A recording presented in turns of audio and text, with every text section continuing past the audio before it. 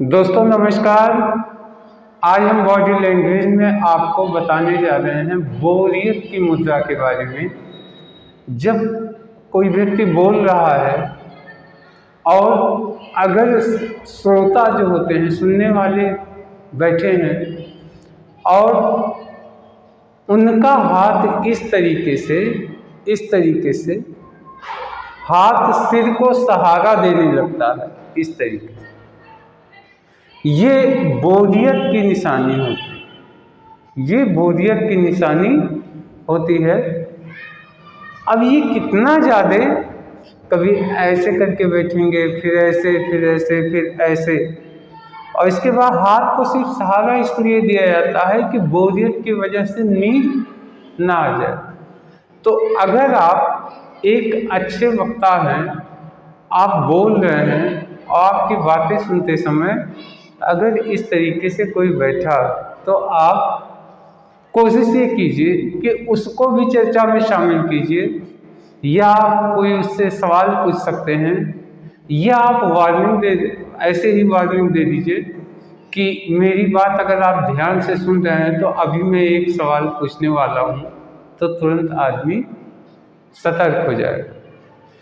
तो कभी भी बात करने से श्रोता अगर बोर हो रहा है तो पहली मुद्रा क्या हो गई, इस तरीके से हाथ लगाया जाता है।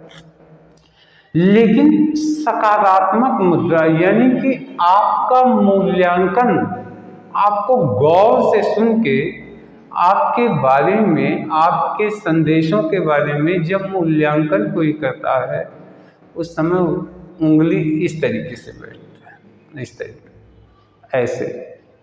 ये देखिए, ये हमारी इंडेक्स फिंगर जो तर्जनी उंगली है ऐसे ऊपर की तरफ जाती है, लेकिन लोग ऐसे बैठते हैं, यानी सर हथेली से सर को सहारा नहीं दिया जाता। अगर कोई व्यक्ति इस तरीके से बात को सुन रहा है तो आप सोच सकते हैं कि आपके संदेश या आपके बारे में वो मूल्यांकन करने की कोशिश कर रहा है।